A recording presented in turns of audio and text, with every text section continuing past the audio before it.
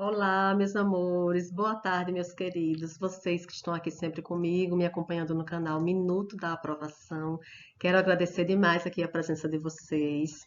Quero dizer que estou muito feliz em chegarmos tão próximo da nossa prova, da prova de técnico judiciário da área administrativa do TRT aqui de Alagoas, nossa 19ª região. É muito bom estar aqui com vocês até agora, ver que vocês têm me acompanhado, que vocês têm seguido as minhas dicas, que têm sido útil para vocês de alguma maneira. Eu sei que vocês devem estar apreensivos, porque a prova está se aproximando. Estamos a 4 dias da prova, especialmente vocês, que a prova vai iniciar às 7h30 da manhã do domingo. Então, eu espero que vocês não fiquem mais nervosos ainda com essas aulinhas que eu estou trazendo aqui para vocês. São aulas curtas, são aulas estratégicas, gente. Eu falo isso de coração. Eu desejo o melhor para vocês. E o que eu preparei aqui foi considerando tudo que a banca, o Instituto AOCP, cobra, não só nas provas de TRT, porque, como eu falei para vocês, eles só fizeram poucas provas, salvo engano, apenas o TRT do Rio de Janeiro e 2 provas de estágio para Tribunal Regional do Trabalho.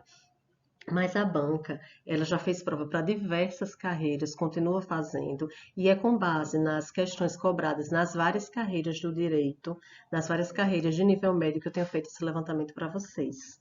Um levantamento por disciplina e trouxe aqui para facilitar. Eu sei que qualquer um pode fazer esse levantamento. Não é um privilégio meu, mas eu tenho trazido para vocês o processo facilitador. Aquilo que vai ajudar vocês a otimizarem o tempo de vocês, a sentar e estudar. Então, é essa a proposta que eu tenho trazido para vocês aqui. Quero agradecer mais uma vez a todos que aqui estão. Peço que, se vocês gostarem do conteúdo que eu tenho transmitido, que vocês curtam, que vocês compartilhem, para que outras pessoas sejam alcançadas por esse material, tá certo? Se vocês ainda não me seguem, gente, por favor, eu peço que sigam, caso seja interessante para vocês, e que ativem o sininho das notificações para receber as notificações dos próximos vídeos que eu vou estar publicando aqui, certo? E agora, sem mais enrolação, eu quero desejar boa sorte para vocês. Vou falar para vocês assim de coração que, se você já começou a estudar muito antes de sair o edital, você tem grandes chances de estar aprovado nessa prova, que inicialmente é cadastro de reserva, mas há notícias no próprio site, na página da transparência do TRT, de que há 11 vagas já para nível médio, então é uma grande chance para vocês. Quem começou a estudar comigo a partir de 40 e poucos dias antes da prova, a gente também tem grandes chances. Se tiver tentado seguir um pouco do que eu falei aqui, se tiver também partido também para o seu próprio estudo, porque o que eu faço aqui é só um facilitador, como eu falei para vocês. Mas eu deixei alguns resuminhos, deixei muitas dicas de como estudar a lei, do que deveria ser priorizado, do que normalmente cai, pontos realmente estratégicos para acelerar a sua aprovação. Então, eu espero ver o nome de vocês na lista. Estou muito feliz que vocês estejam aqui comigo, né? E vamos lá. Vamos retomar o nosso assunto. Nós teremos hoje, gente, aula sobre direito administrativo, a parte 2. Amanhã será processo do trabalho, dia 9 de dezembro, sexta-feira. Será conhecimentos básicos, 3 leis que estão pendentes ainda. A Lei 9784, uma parte dela, mas eu vou fazer uma recapitulada. O regimento interno do TRT e a LGPD, Lei Geral de Proteção de Dados também. Estudaremos isso, de conhecimentos básicos, e estudaremos também direito do trabalho. E no sábado nós teremos, não, desculpa, direito constitucional. No sábado é que nós teremos direito do trabalho, para vocês ficarem com a cabeça fresquinha. Não se preocupem, como eu já falei em outras oportunidades, são aulas curtas, de 30 a 40 minutos, para direcionar vocês e trazer alguns conceitos, algumas coisas básicas que normalmente caem na prova. Eu espero que eu não esteja falando muito rápido, vou tentar desacelerar um pouquinho para que vocês possam compreender, tá bom? Então vamos lá, agora sim, iniciando a aula de verdade. Na aula anterior, nós falamos sobre as pessoas jurídicas da administração pública, direta e indireta, sobre concentração, desconcentração, centralização e descentralização, que são conceitos bastante cobrados. Mas agora, o que eu queria enfatizar para vocês é sobre a administração indireta, mais precisamente empresas públicas e sociedades de economia mista. As empresas públicas, deixa eu só pegar minha água aqui um pouquinho.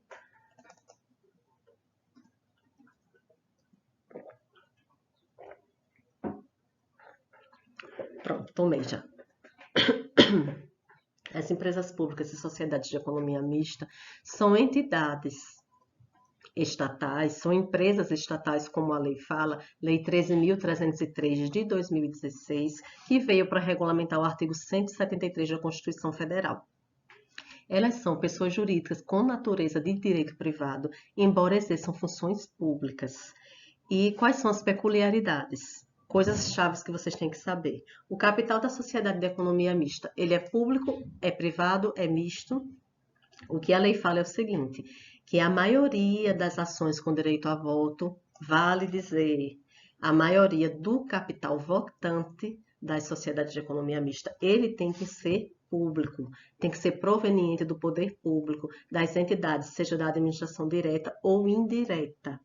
E, além disso, a sociedade de economia mista só pode se constituir sob a forma de sociedade anônima. Isso está expressamente previsto na lei, no artigo 4º da Lei 13.303 de 2016.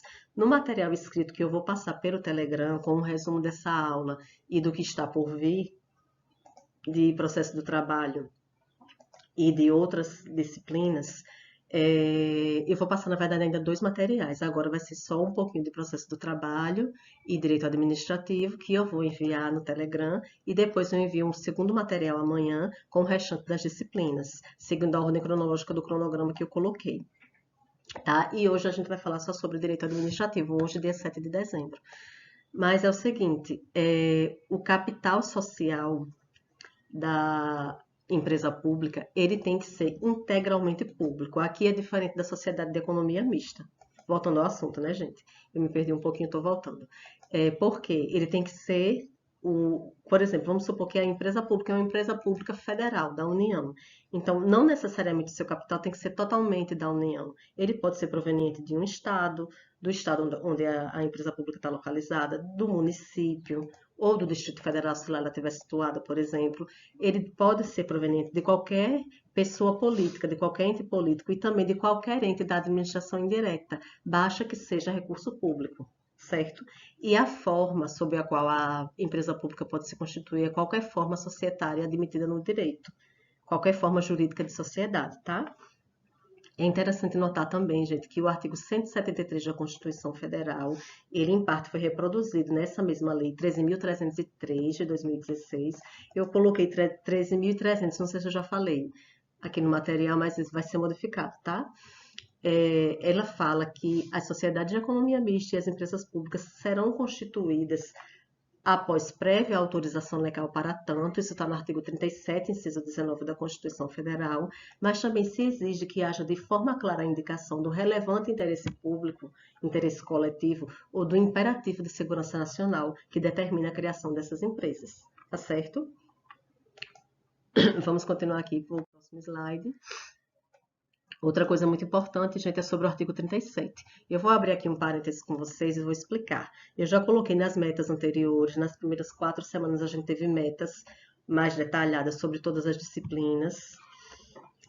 Talvez até vocês tenham achado pouco ou muito, eu não sei qual o ritmo de vocês, mas aqui necessariamente eu coloquei o que mais cai, o que vocês não podem deixar de estudar. E aqui, minha gente, artigos 37, 38, 40, 41 são essenciais para a sua prova, porque eles vão cair em direito administrativo e em direito constitucional. E os incisos mais cobrados, não quer dizer que vocês só vão ler esses, gente, mas leiam e releiam esses aqui. Inclusive na véspera da prova, tem sempre uns artigos que você quer ler, umas anotações sobre as questões que você resolveu e errou, ou que você acertou no chute. Eu até sugeri isso, que vocês fizessem esse caderninho de anotações, um caderninho de erros, para revisar na última semana. Então, agora, nesses últimos dias, peguem esse caderno se vocês tiverem. Quem não fez questões, gente, só Deus ajuda, né? Mas, assim, a gente conta com a sorte, na hora da prova, é claro, um pouquinho de sorte, e muito mais de dedicação e estratégia. Não quer dizer que você precise esgotar o material inteiro, todo o assunto, todo o edital, para que você vá se dar bem numa prova. Particularmente eu, já fiz muitos concursos, em alguns eu consegui nomeação, em outros eu fiquei distante, eu fiquei um pouco perto e não consegui, mas eu particularmente não passei em nenhum concurso em que eu tenha esgotado o edital. Porque é muito difícil, mesmo no concurso mais simples. É muito difícil. Mais simples eu digo assim, que não exija tantas disciplinas. Não é porque é nível médio ou nível superior que é mais simples, mas na prática, os concursos de nível superior têm exigido mais conhecimento, porque é mais extenso o edital. Mas ainda assim, mesmo no edital de técnico, nem sempre a gente consegue esgotar. Então, isso não quer dizer que vocês precisam conhecer tudo, mas dê uma olhadinha com calma no artigo 37, ele é muito importante.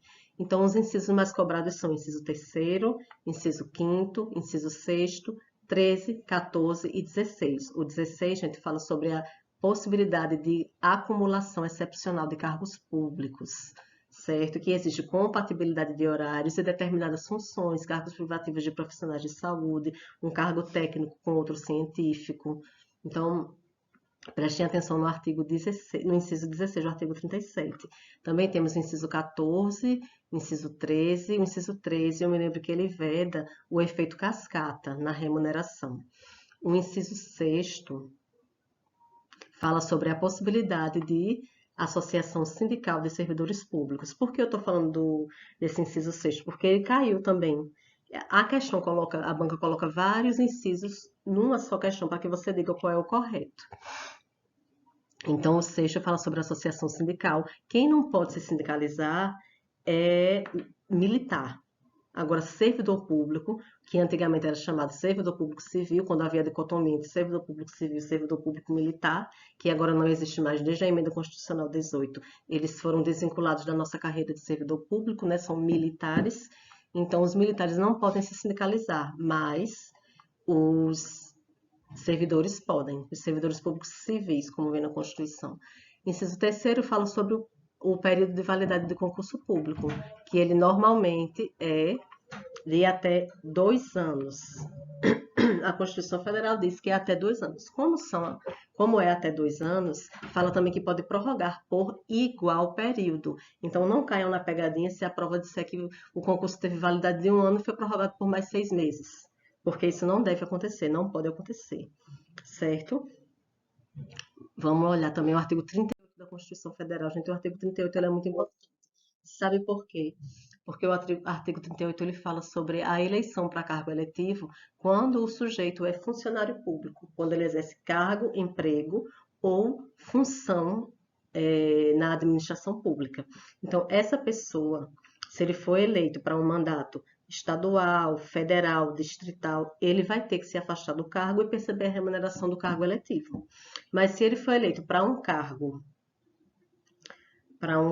municipal, de prefeito ou vereador, há algumas peculiaridades aí.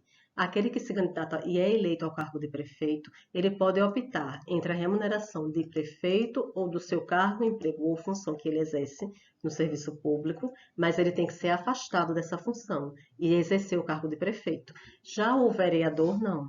Se houver, ele não é obrigado a se afastar, porque se houver compatibilidade de horários entre o trabalho que ele vai exercer na Câmara de Vereador, na Câmara de Vereadores e o trabalho que ele exerce no seu cargo, emprego ou função pública, então ele pode permanecer, vai poder acumular e receber as duas remunerações. Caso contrário, se não houver essa compatibilidade de horários, o servidor público que foi eleito vereador, ele só vai poder optar pela remuneração e vai ter que ser afastado do seu cargo, tá? Gente, desculpa, é porque eu tô um pouco gripada e tô ainda assim, tossindo um pouco. Olha só, outra coisa que costuma cair, eu acho que vocês entenderam, né? O artigo 38 da Constituição Federal é que trata sobre isso. Peculiaridades em relação ao afastamento e à escolha da remuneração existem apenas para prefeito e vereador, para esses cargos municipais. E apenas o vereador é que tem a possibilidade de acumular os dois cargos e perceber as duas remunerações. Todos os outros cargos a pessoa tem que se afastar e receber a remuneração do mandato, o subsídio do seu mandato eletivo, tá? Outra coisa que costuma cair nas provas do Instituto UCP, gente, é sobre a vedação, a equiparação do salário mínimo para qualquer fim. Então, se disser que o reajuste de servidor público está atrelado ao reajuste do salário mínimo, isso está completamente errado, porque a Constituição Federal, no artigo 7º, inciso 4º, veda que isso aconteça, tá certo? Outra coisa também que eu gostaria que vocês vissem, agora já saindo do assunto de servidor público, nós vamos para os atos administrativos. É outro assunto bastante cobrado pela banca. O que normalmente é cobrado são os atributos, os elementos ou requisitos, também tem essa denominação, a forma de a convalidação a literalidade do artigo 55 da Lei do Processo Administrativo Federal, Lei 9784, é cobrado também, normalmente se cobra, deixa eu me lembrar aqui. Ah, tá, a diferença entre anulação e revogação. Então, são coisas simples, poder de autotutela da administração pública, que também está dentro de atos administrativos, dessa Lei 9784 também. Então, deixa eu falar com vocês. Os elementos são os seguintes. Nós sabemos que são 5. Competência, finalidade, forma, motivo e objeto. Os 3 primeiros elementos, competência, quem é o sujeito competente para praticar o ato? Quem é o sujeito competente para demitir? Normalmente, quem deve demitir é a autoridade máxima daquele órgão. É quem tem a atribuição para demitir o servidor.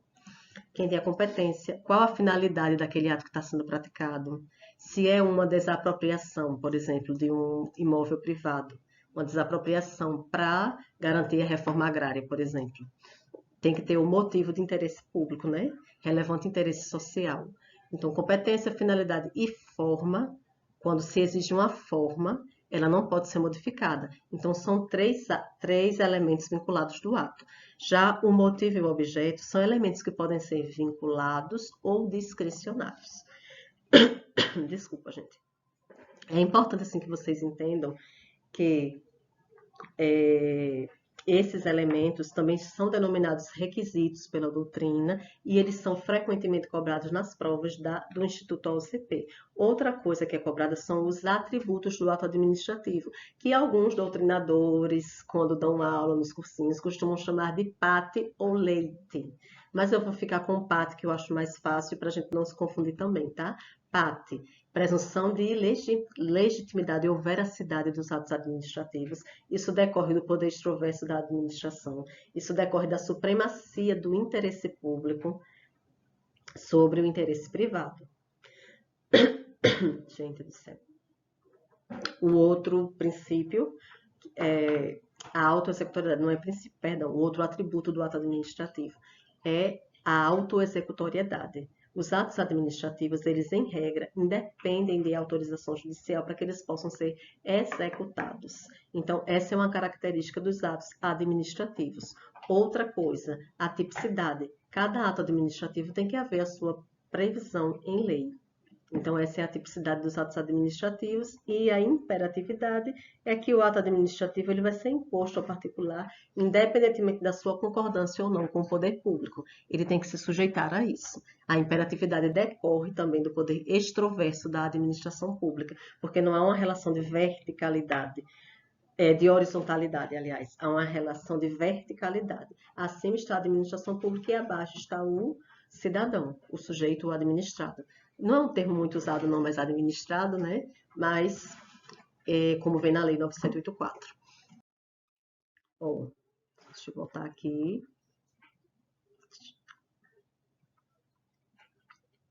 Pronto, eu já falei para vocês sobre os elementos, sobre os atributos. Eu acho que eu não falei ainda sobre a diferença entre anulação e revogação. A gente tem que olhar a súmula 473 do STF, tem uma outra que eu não me recordo o número, que falam exatamente sobre o poder de autotutela da administração pública. Como a administração pública tem esse poder de rever os seus próprios atos, ela pode tanto anular quanto revogar. Em que consiste anular um ato que a própria administração editou? É quando ela verifica uma situação de ilegalidade, algo que fere a lei ou que fere os princípios da administração pública, que fere algo maior, algum princípio, alguma norma constitucional, alguma lei infraconstitucional, porque o fato de ferir a legalidade não é necessariamente uma lei ordinária apenas. Pode ferir a Constituição, pode ferir um princípio. Dentro disso está o princípio da antijuridicidade. Então, quando fere alguma norma jurídica, está ferindo a juridicidade, tá? É o princípio da juridicidade. Antijuridicidade não, gente, esquece essa palavra. Olha só, então, nós temos essa forma de atuação da administração pública através da sua autotutela, que ela pode anular um ato por ser ilegal, por ser antijurídico, ou ela por ferir a juridicidade, ou então ela pode revogar um ato porque simplesmente, dentro das circunstâncias da administração pública, naquela análise do mérito administrativo, que é uma análise de discricionariedade, de oportunidade e conveniência, de repente o administrador verifica que aquilo não é mais interessante para a administração. Então ele vai revogar. Ele vai analisar o mérito administrativo, ele vai analisar a discricionariedade e oportunidade. Isso é o mérito administrativo, e é só a administração pública que pode se insurgir no mérito administrativo. Em relação à legalidade, o Poder Judiciário também pode rever, mas um ato administrativo ele nunca vai poder ser revisto pelo Poder Judiciário se ele estiver. Não vai poder ser revisto pelo Poder Judiciário no seu mérito, na parte em que diz respeito à discricionariedade do poder público, somente na parte da legalidade. O Poder Judiciário vai confrontar se aquele ato está em conformidade com a lei, com os princípios gerais de direito, se está em conformidade com os princípios constitucionais. Então, isso é o que o Poder Judiciário pode fazer, tá certo? Então, na autotutela existe isso, a possibilidade de anular ou revogar os próprios atos, a própria administração. Mas tem um detalhe, no artigo 54 da Lei 9784, a lei fala o seguinte: salvo comprovada má-fé daquele que foi beneficiado, os atos administrativos que gerem direitos para o administrado, eles não podem ser revogados se ultrapassados 5 anos. Então, a administração pública tem até 5 anos a contar da prática do ato para anular aquele ato administrativo, salvo se houver má-fé daquele que foi beneficiado, certo? O ato administrativo que gere direitos, que beneficie o sujeito, tá bom? É o prazo decadencial de 5 anos, e nós temos também, eu tenho que lembrar para vocês o seguinte, para diferenciar anulação de revogação com uma palavrinha simples. Anulação se analisa o critério de legalidade. Se houver alguma ilegalidade, o ato vai ser anulado. Se não houver um critério de legalidade sendo discutido, mas sim um critério de mérito, de discricionariedade, que é oportunidade ou conveniência, o ato vai ser revogado, tá? Sobre a convalidação, que é outro tema que cai também, a letrinha da lei. Eu vou ler para vocês aqui.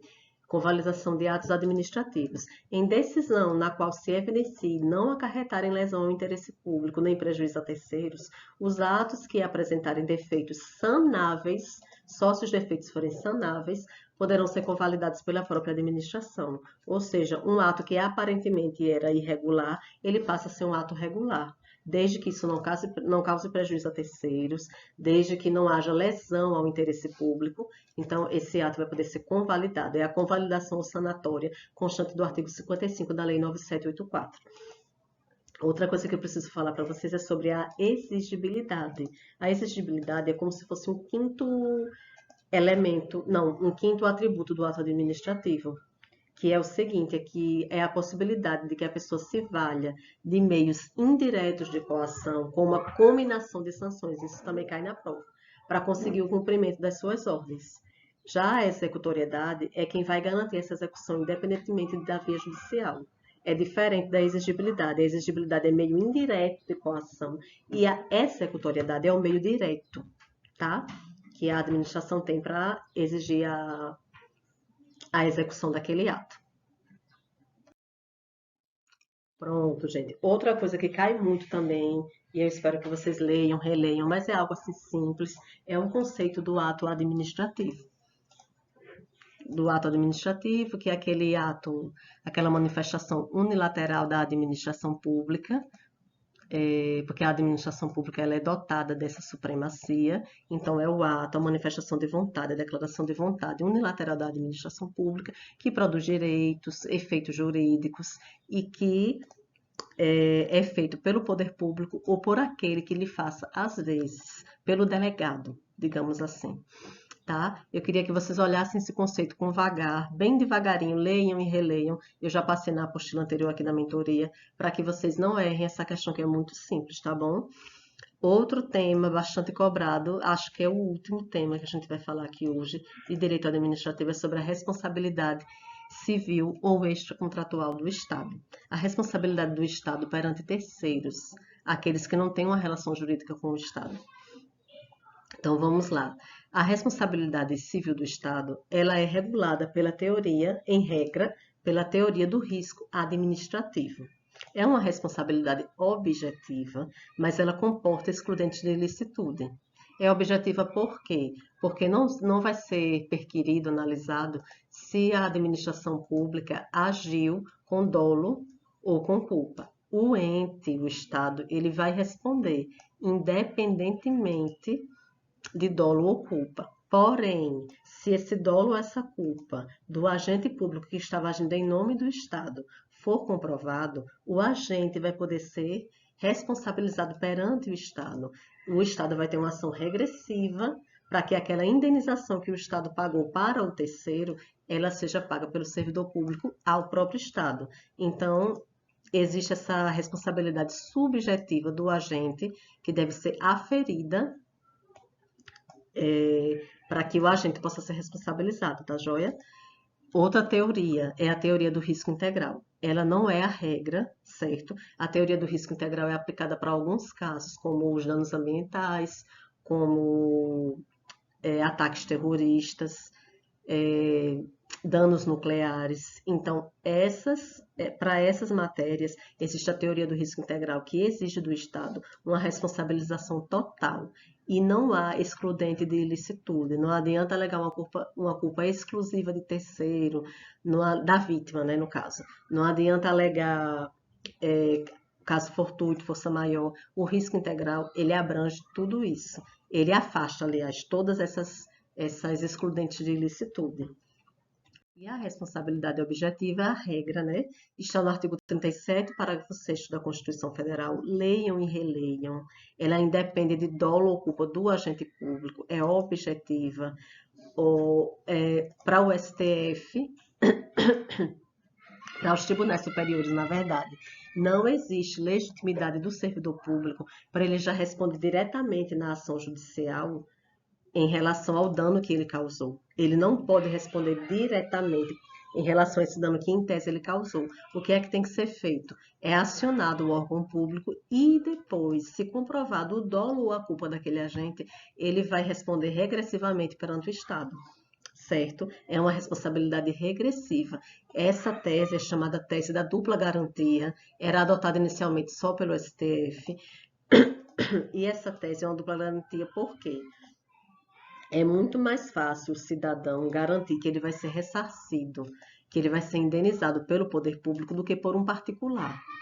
E é também uma garantia para o próprio agente público de que, sem analisar sua responsabilidade subjetiva, sem analisar se de fato ele contribuiu para aquela conduta, ele não vai ser processado indevidamente. Então, caso isso seja apurado nos autos do processo, é que ele futuramente ele vai responder em ação regressiva e vai poder ser responsabilizado. Ele não é parte legítima para figurar desde o início na ação judicial em que se pede indenização contra o Estado, tá certo? Pronto, eu coloquei aqui algumas jurisprudências, depois eu quero que vocês olhem, porque eu acho interessantes. Tem, a súmula 647 do STJ já caiu em prova. Caiu também, eu vou ler para vocês a súmula 647 do STJ. São imprescritíveis as ações indenizatórias por danos morais e materiais decorrentes de atos de perseguição política por violação de direitos fundamentais ocorridos durante o regime militar. São imprescritíveis. Gente, desculpa aqui, eu me atrapalhei um pouquinho porque minha sobrinha e meu filho entraram na sala, então tá meio aqui no quarto, então tá meio complicado. Mas eu vou recapitular para vocês, tá? Peço desculpas mesmo. Súmula 647 do STJ. São imprescritíveis as ações indenizatórias por danos morais e materiais decorrentes de atos de perseguição política com violação de direitos humanos, direitos fundamentais, ocorridos durante o regime militar. Então, nessas questões de regime militar, dos anistiados políticos, da perseguição política, aliás, veja que as ações são imprescritíveis, inclusive as ações de reintegração do servidor público. É também jurisprudência pacífica no STF. Outra coisa, em caso de morte de detentos, caiu várias vezes, gente, não só na prova de policial penal, eu achei que era até, será que é porque nas provas de polícia civil e polícia penal, o Instituto OCP cobra, mas não foi só nisso, também foi em prova de procurador de município, eles cobraram essa aqui, ó, a teoria da falta de serviço, que é essa jurisprudência aqui do STF. O STF decidiu que a responsabilização objetiva do Estado em caso de morte de detento somente ocorre quando houver inobservância do dever específico de proteção previsto no artigo 5º, inciso 49 da Constituição Federal.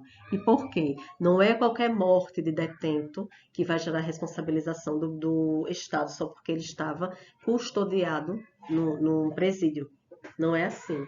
Se, por exemplo, a pessoa se suicida, ela já demonstrava sinais de que era suicida, já se submetia a tratamento antes de ser preso, ele foi preso e o Estado negligenciou, então o Estado vai ser responsabilizado por aquele suicídio.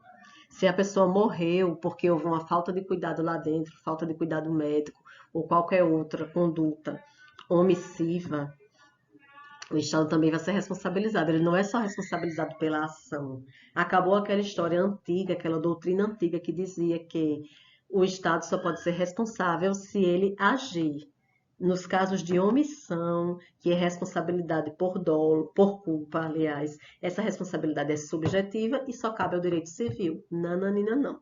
No caso de responsabilidade por omissão na prestação do serviço, falta do serviço, serviço prestado de maneira ineficiente ou insuficiente, tudo isso vai gerar responsabilidade objetiva do Estado, sim, na falta da prestação de serviço. Outras jurisprudências que caíram em prova. Gente, desculpa mesmo. Vou tomar um pouquinho mais de água.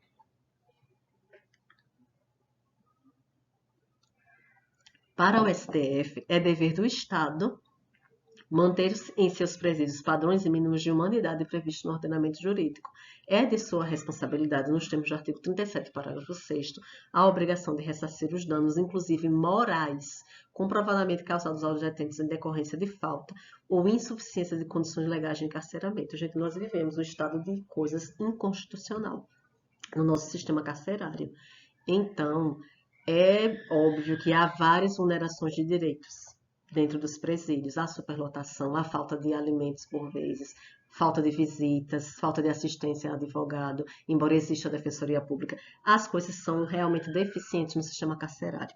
A gente não pode negar, mas não é por isso que todo e qualquer preso vai ter o direito à indenização. O STF não reconhece dessa forma. O STF reconhece que se os detentos comprovarem que eles sofreram danos morais e danos materiais em decorrência da falta ou insuficiência de condições legais de encarceramento, eles serão indenizados, tá?